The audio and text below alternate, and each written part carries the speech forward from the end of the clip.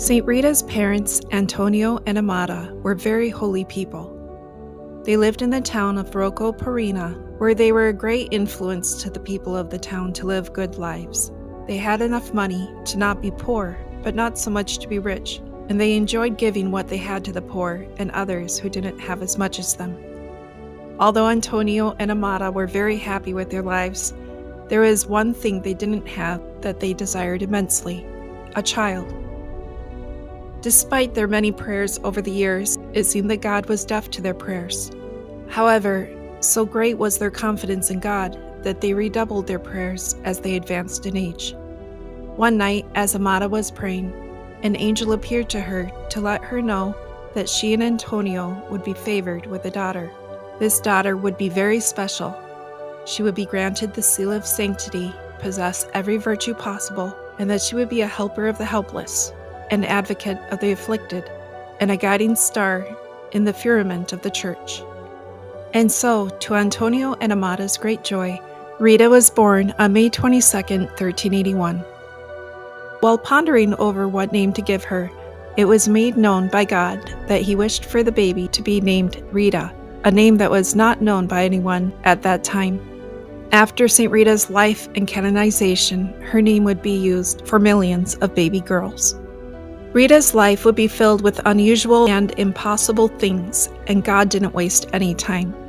The day after her baptism, a swarm of white bees settled around Rita's face as she slept outside, and those who witnessed it were too stunned to shoo the bees away. The bees went in and out of Rita's mouth as though gathering honey, never waking her. Although they didn't understand what the mystery meant, they knew the incident of the white bees meant something. These white bees were indeed a symbol of how God would use St. Rita. Even after her death, the white bees continued to appear. In fact, they appear from the walls of the monastery during Holy Week, and they would remain until the feast of St. Rita, May 22nd, when they became inactive until Holy Week of the following year. Pope Urban VII, hearing of the mysterious bees, asked that they be brought to Rome. After a careful examination, they attached a string of the Holy See to the bee and set it free. The string was later found in their nest in the monastery of Cascia, 85 miles away. The holes in the wall, where the bees traditionally remained until the following year, can be clearly seen by the pilgrims that come to the monastery today. As St. John Chrysostom puts it, the bee is more honored than any other animals, not because it labors, but because it labors for others. And Rita would be used to labor for others throughout her whole life. She lived a quiet childhood. She never played with dolls or toys or participated in games. She preferred quiet contemplation. But just like the bees, her sweetness drew the children to her, and she had a lot of friends. When she was about 12 years old, Rita told her parents that she wanted to become a nun. Her parents listened to her wishes, but their sad faces told Rita her desire to leave them made them unhappy. They answered her that indeed they had hoped that Rita would stay with them to see them through their old age, help them with housework, and possibly even marry to keep the family name. Rita answered, "Not my will but thine be done," and set aside her own desires to become a nun in order to stay and help her parents, but she did not intend to marry. Rita did not go sulking her way through life as she lived at home with her parents. If anything, she found great joy in sacrificing her own will for their happiness, and her cheerfulness and hard work helped her elderly parents greatly. Unfortunately, this happiness didn't last for long. As Rita grew old enough to be of marriageable age, her parents told her joyfully that they had found her a husband who would provide for both of them and also keep the family lineage from going extinct. This was a little harder for Rita to accept. In fact, she argued with them, although respectfully, telling them, "My parents, I do not wish any spouse but Jesus Christ. Years ago, I dedicated my whole body, heart, and soul to his love and holy service. Because you wished it, I gave my promise not to enter a convent. I feel sure, with the help of God, without embracing the marriage state, that I will still be able to console and comfort you, and provide for all your necessities until God calls you to a better and happier home." But her parents insisted this would be the best for all of them. And though at first Rita was very troubled and grieved, interiorly she learned from God that this was His will, and it would please Him more to have her obey her parents than to have her make a vow of virginity. At peace at last, Rita humbly told her parents that she would do whatever they wanted. Antonio and Amata chose Paolo Mancini to be their daughter's spouse. He was the son of a well-to-do and influential parents, and outwardly, he was everything you would want in a son-in-law. But in reality, he was arrogant and rude. In the courtship leading to their marriage, he was the perfect gentleman, and even for a short while afterwards, he was good to Rita. But it didn't take long for his true colors to show. Prone to fits of anger at the smallest things, he took it all out on Rita, sometimes mocking her, and other times swearing at her and criticizing her. Although she had been doing housework since she was a child and was very good at it, nothing was good enough for Paolo. Rita bore it all with obedience and meekness, tolerating his anger sometimes with silence and other times answering him when commanded to. One would think her gentleness would have an influence on Paolo, but he only became more critical and difficult to live with. Most people would understandably either retaliate with anger or just give up on their marriage. But Rita dealt with his emotional tantrums with patience, waiting for his tirade to be over, and then with gentleness would reason with him at how his anger and fits were displeasing to God. Little by little, he was slowly won over, and eventually, after several years, Paolo converted. After years of discord, Rita and Paolo enjoyed a peaceful and loving marriage. And as though God was waiting for Paolo's full surrender, they were blessed with their son, Giovanni, and later, another boy, Paolo. The boys were brought up in a house of love with good examples from Paolo of what it meant to be a man, and from Rita of how to love God. For some years, the family lived in peace and harmony, and Rita was known among town to be as pious and holy as her parents, who had by now passed away years before. She baked bread for the poor and counseled unhappy wives in their marriages. It's even said that at times sick people were cured by her saying a simple Hail Mary by their bedside. Unfortunately, all of this came to a halt one day when a former enemy of Paolo's found revenge on him by cornering him and stabbing him with a knife, leaving him for dead on the streets. Rita was beside herself with grief.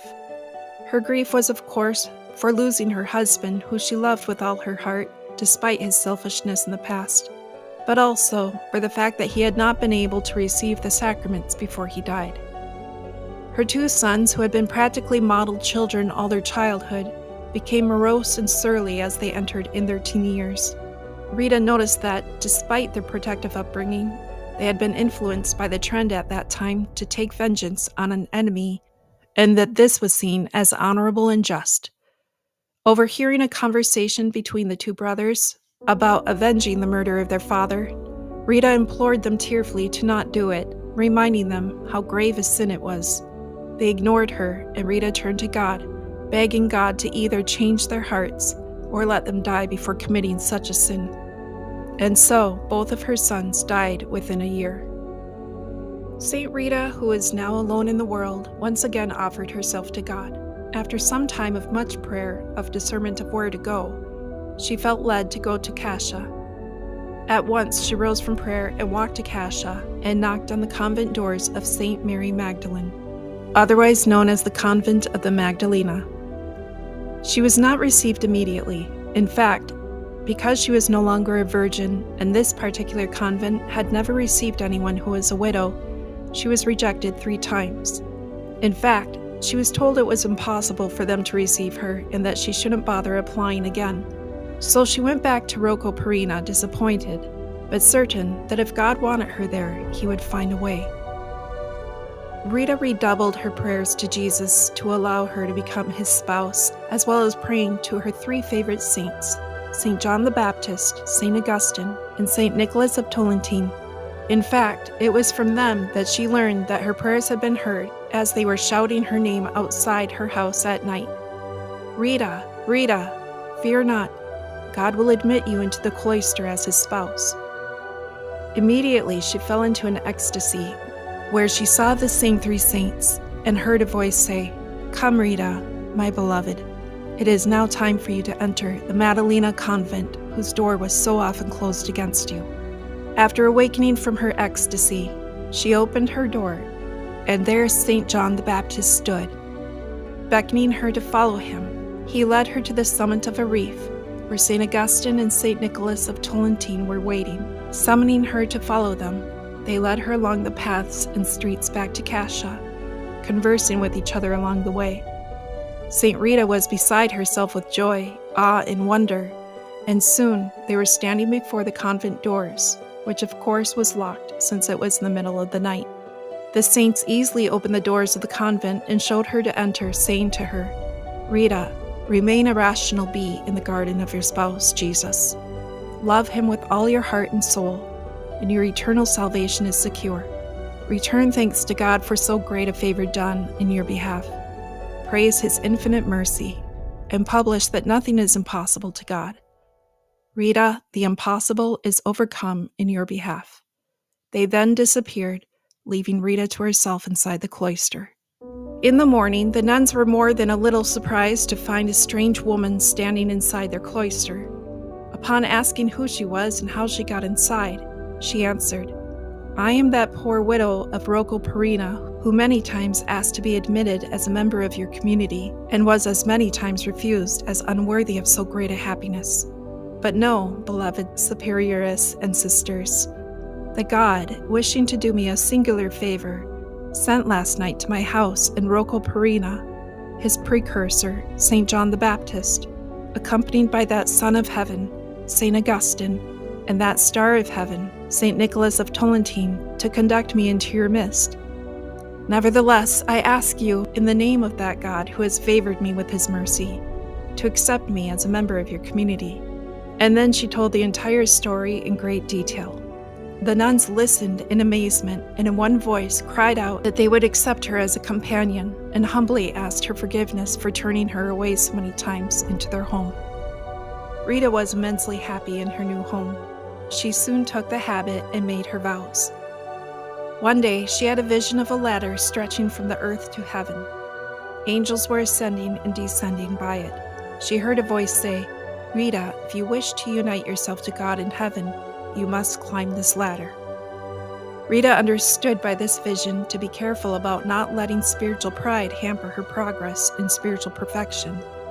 And although she was already very much advanced in virtue, she became even more attentive to never making the mistake of relying on herself, but only on God. One of the steps to heaven is obedience, and the superioress of the convent, wanting to test Rita's obedience, asked her to water a dead plant every day. Obviously, bringing it back to life when it was already dead was impossible, but this was not the point of the request, but rather to test how humble and obedient Rita would be. So Rita watered the dead plant without word of complaint, and God, rewarding her obedience, made the plant come back to life, much to the amazement of the community. The plant didn't just come back to life, but flourished new leaves and buds and flowers, and was the most beautiful plant of all the plants in the convent. Poverty was another virtue Rita worked very hard on. It's said that she only owned one habit and lived the rest of her life in that habit. She was also buried in the same habit. When asked why she preferred to wear this thin, patched, and worn-out habit instead of wearing a new one, she said, "I wish to imitate my spouse in his holy poverty." She also made her cell as poor as she could. She slept on a hard bench with a stone as a pillow. The only decoration in her cell was her crucifix and a few holy cards of the life of Jesus. Never once was she ever heard to say, "This is mine," or "That's yours." She told her sisters, "If you want to advance in holiness, you need to give up all attachments of this world." In those days, it was common to practice severe penances such as scourging oneself, wearing hair shirts, and fasting, and Rita used them all. She scourged herself 3 times a day, once for the souls in purgatory, the second for the cloister, and the third for all souls in mortal sin. Many times the devil would appear to her to tempt her with vanity or sins against purity, and she would either throw herself in the snow or scourge her body to make her soul stronger. She ate only once a day, her only meal being bread and water. She would often spend most of the night in prayer and ecstasy. Soon her holiness became so widely known that people from other cities began to seek her out in the convent, although Rita preferred to be left in solitude. Still, she took this as a sign from God that she was meant to serve them. Most sick people who came to her were cured by a single prayer, and very few left disappointed. One mother came running to the convent to beg Rita for her prayers when doctors told her that her daughter, who was very sick, would not get well. Rita said to her, "My good woman, have faith. Your child will not die. You will find her well again when you return home." As soon as the mother left, Rita hurried to the chapel to pray and beg God to spare the life of the child. Her prayer was answered immediately, and to the mother's great joy, when she came home, she found her child well.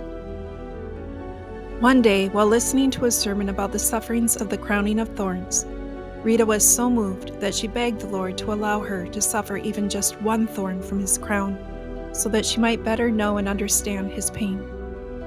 Jesus appeared to her, and with a bow and arrow struck her forehead with such force with a thorn that she would have fainted, had Jesus not supported her long enough to feel some of the pain that she had longed for. When she was able to speak again, she thanked God for such a singular grace. When the other sisters saw her the next day, they were very surprised to see the wound in her forehead, but they didn't know where it came from, nor did Rita tell them her secret. The wound became more painful by the day and became so ugly that it caused the other sisters to become sick just to look at her. Not wishing to burden the sisters with the ugliness of the wound, she spent most of her time in her cell in prayer. Soon, the wound became infected with little worms, which Rita called her little angels, and they would feed upon her flesh. The miraculous wound in her forehead was found out when Rita asked for permission to join the sisters to Rome for the Jubilee year. At first, she was told no, due to the wound in her forehead, but then the superior thought about it and said, "Sister, ask God if he will heal your wound. If he heals it in time for the pilgrimage, then you can go." So Rita immediately prayed for this request, and miraculously, the wound healed and her flesh closed up the same day that they were about to depart. Afterwards, upon arriving back at the convent, the wound instantly reappeared, convincing the other nuns that this wound was indeed from God. For the last 4 years of Rita's life, she suffered a sickness of real love sickness.